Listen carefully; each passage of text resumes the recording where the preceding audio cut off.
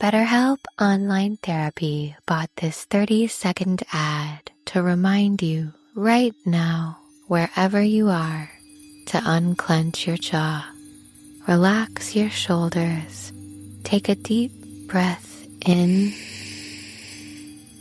and out. Feels better, right? That's 15 seconds of self-care. Imagine what you could do with more. Visit BetterHelp.com/randompodcast for 10% off your first month of therapy. No pressure, just help. But for now, just relax. This podcast is sponsored by Banana Republic. This spring, shop Banana Republic's latest collection, featuring relaxed and refined pieces that take you from work to weekend and everywhere in between. Founded in 1978, Banana Republic creates classics with character, working with renowned mills around the world on quality fabrics, effortless silhouettes, and thoughtfully crafted details. Discover more at bananarepublic.com.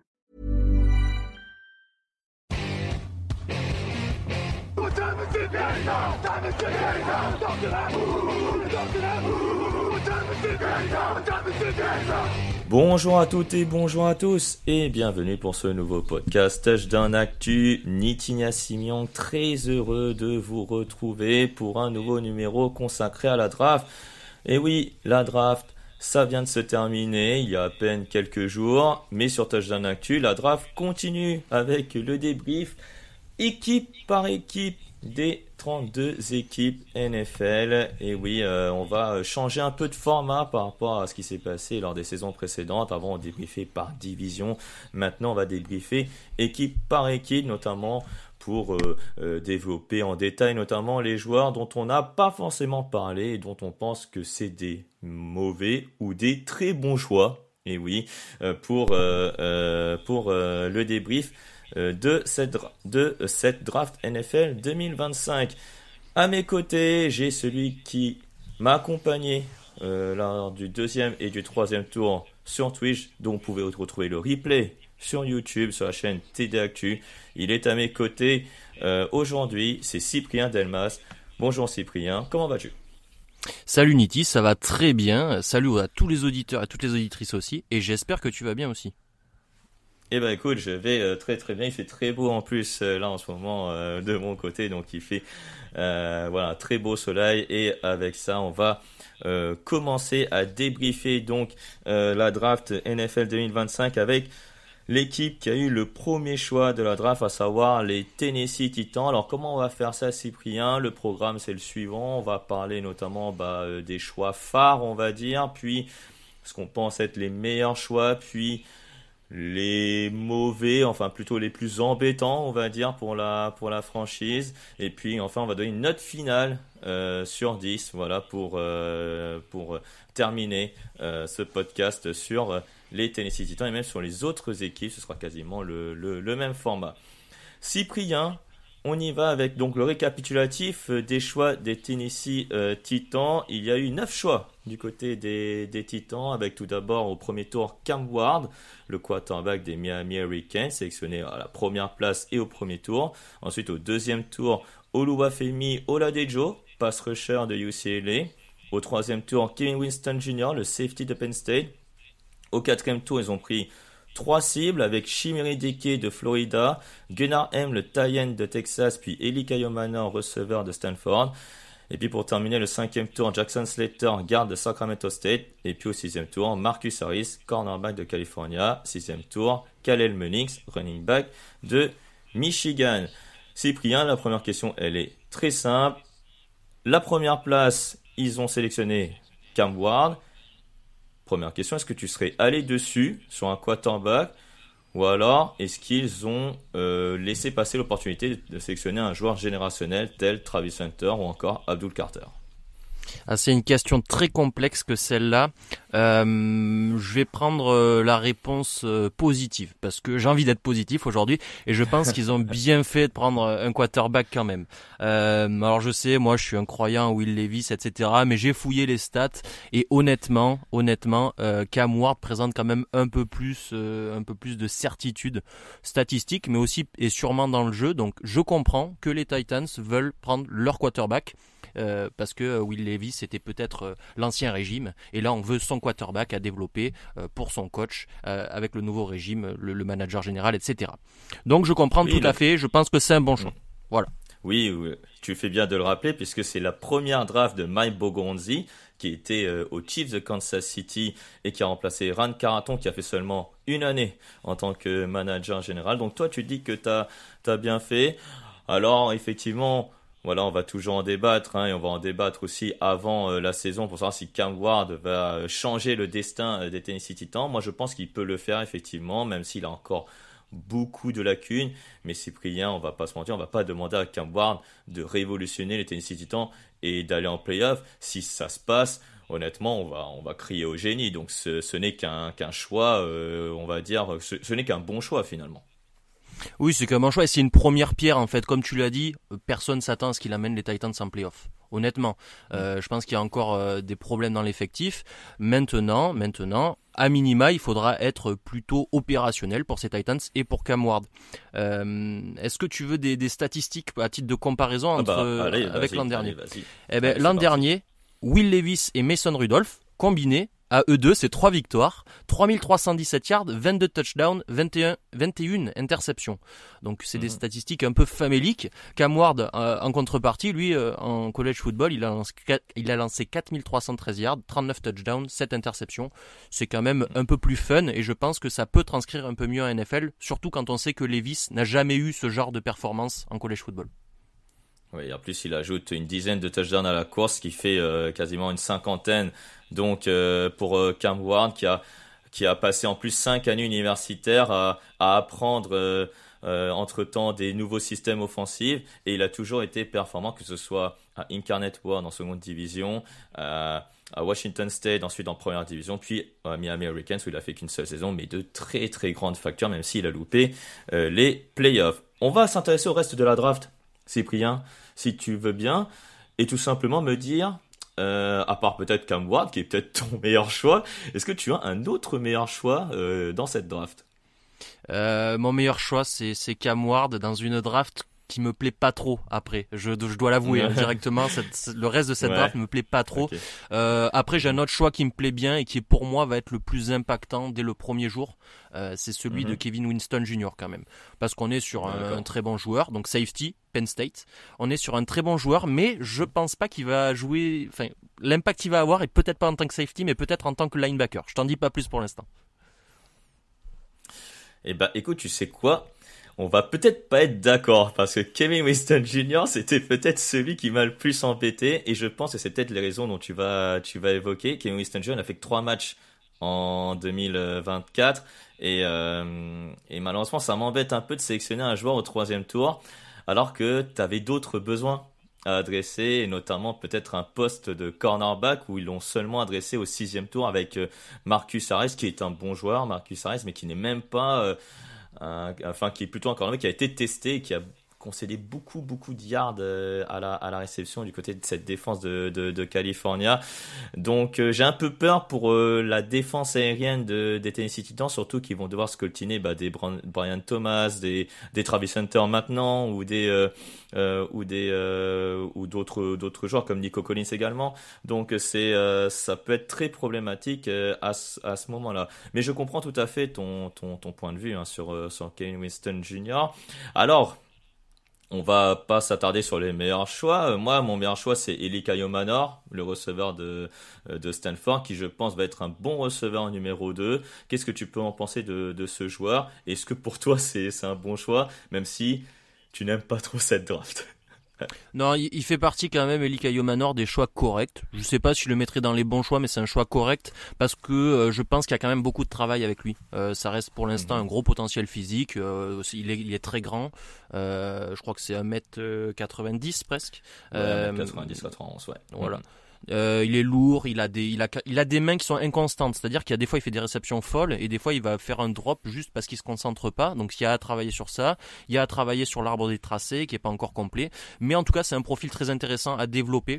Il est pas encore receveur numéro 2, je sais pas s'il le sera un jour, mais il a le potentiel pour.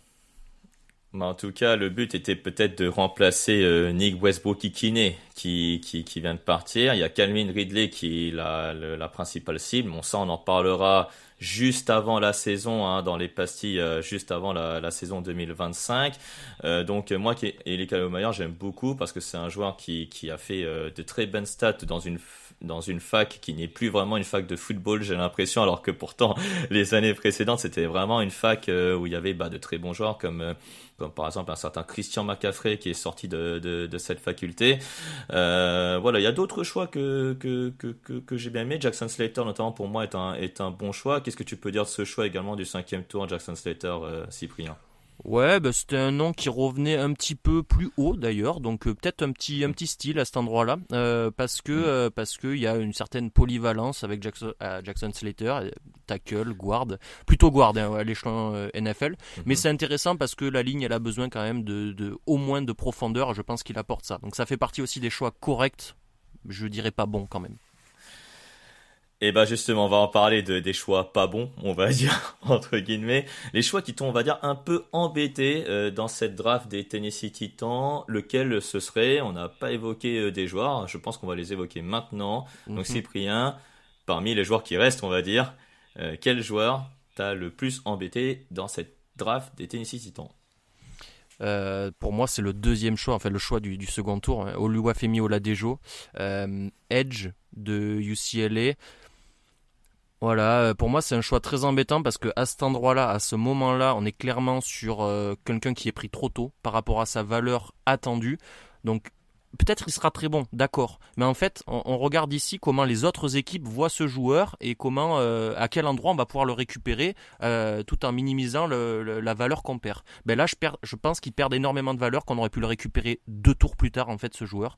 Parce qu'il y a des statistiques, il n'a pas été très prolifique et même quand on regarde les statistiques avancées, pass rush win rate, donc la capacité à gagner ses duels à moins de 2,5 secondes, on est sur 10,6% des jeux, c'est très faible. C'est vraiment très faible, c'est de la moyenne basse pour les pass rushers. Seulement 33 pressions et 4,5 sacs sur ces 33 pressions l'an dernier, très faible aussi. Et puis en fait, on ne sait pas quelle position il va jouer, c'est un hybride edge linebacker. Moi, j'ai toujours du mal avec ces joueurs dont on ne connaît pas la vraie position. Ouais, un peu pareil que toi, même si j'avais dit Kevin Winston Jr., ce choix m'a un peu intrigué dans le sens où il n'y avait pas vraiment de pass rusher numéro 1 depuis le départ d'Aaron Landry. Et là, il sélectionne au deuxième tour un joueur qui n'est pas forcément taillé pour être un pass rusher déjà 1, comme tu le disais très bien. Et on se demande même plus si c'est un linebacker. Donc, en tout cas dans le prototype.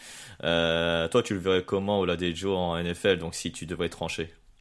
Pour moi, c'est un edge. En tout cas, il a le profil pour être un outside linebacker qui rush le quarterback, qui va essayer de le faire tomber. Mais il n'en a pas encore les capacités. Donc, comme je te l'ai dit, deuxième tour, c'est trop pour ça. C'est bien haut. Moi, j'ai un autre choix qui m'a embêté et c'est peut-être un peu surprenant, mais c'est le tie-end au 4e tour de Texas, Gunnar Helm.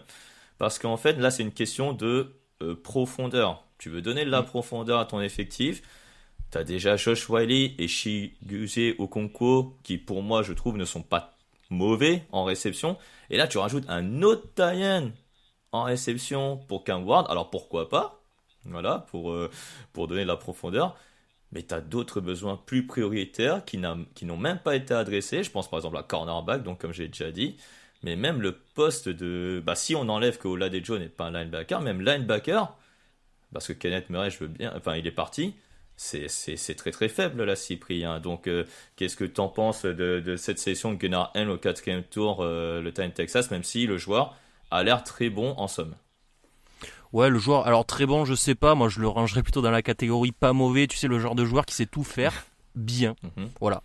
Mais il en faut, et au 4e tour, pourquoi pas, mais effectivement, je suis d'accord avec toi, à cet endroit-là, il y a vraiment des besoins beaucoup plus prégnants, avec des joueurs qui sont encore très bons, que tu peux récupérer. Que ce soit si tu considères que Oladejo c'est un linebacker, que ce soit en edge, ou à l'inverse, si tu considères que c'est un edge, un linebacker, etc., etc.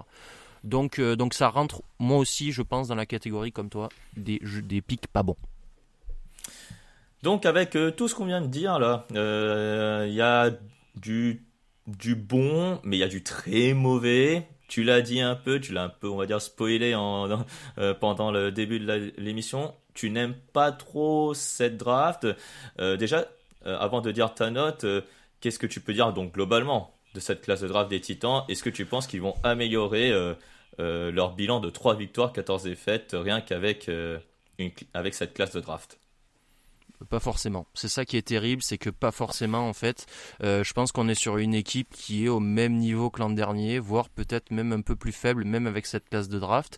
Comme je l'ai dit, pour moi, les 2 joueurs qui sont intéressants, donc Cam Ward, mais ça dépendra de ses performances et on jugera cette classe par rapport seulement à ses performances en fait. C'est ça qui va la définir de toute manière.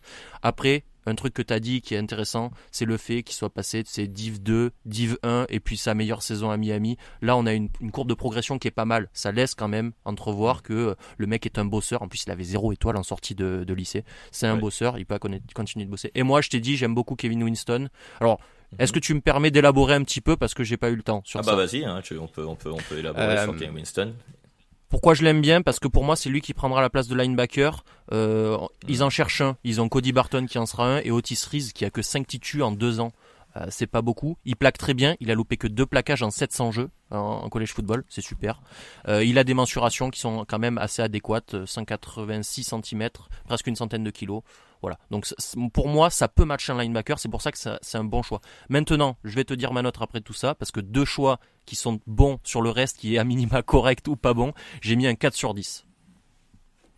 Et ben, figure-toi, c'est la même note que j'ai mis, donc 4 sur 10, parce qu'il y a Cam Ward, en fait, on va dire qu'il relève un peu la note. Parce que si Cam Ward n'est pas sélectionné au premier tour, en gros, s'ils avaient pris limite un Abdul Carter ou un Travis Hunter, même un Travis Hunter, vu qu'il n'y avait pas le besoin de quarterback, donc je pense que la note finale était plus basse. Mais je pense que c'est une note qui résume parfaitement cette draft des Tennessee Titans. Voilà, on va s'arrêter là donc pour l'analyse de cette draft. En tout cas, les Tennessee Titans vont avoir une pré-saison, on va dire un camp d'entraînement basé sur la réussite de Cam Ward pour voir si le quarterback des Hurricanes va être performant plutôt avec cet effectif. Et comme l'a dit Cyprien, évidemment, c'est sur ce critère-là qu'on va juger cette classe de draft des Tennessee Titans. Cyprien, on a fait le tour du bilan des Titans. On a fait pas mal, le tour. Ouais, c'est pas mal et c'est même très très bien. Je te remercie Cyprien d'avoir été à mes côtés. Merci à toi Niti. Et on se retrouve très vite, donc c'est-à-dire demain, avec une nouvelle équipe à débriefer dans cette classe de draft NFL 2025. Toute l'actualité de la NFL, c'est sur touchdownactu.com. À bientôt. Salut. Ciao, ciao.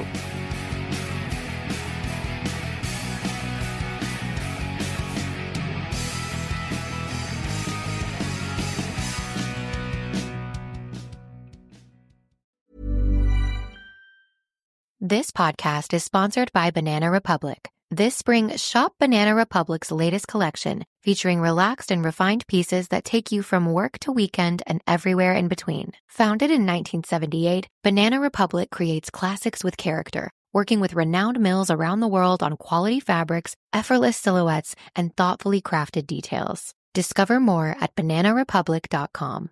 There are some things in life that just shouldn't be forgotten. Like bringing your keys when you leave the house, setting your fantasy lineup, and most importantly, having Hidden Valley Ranch to watch the game. Especially if you're having pizza. Those creamy, zesty, Cool Ranch flavors take each cheesy, melty bite to an unforgettable level. Hidden Valley Ranch. Only serious about flavor.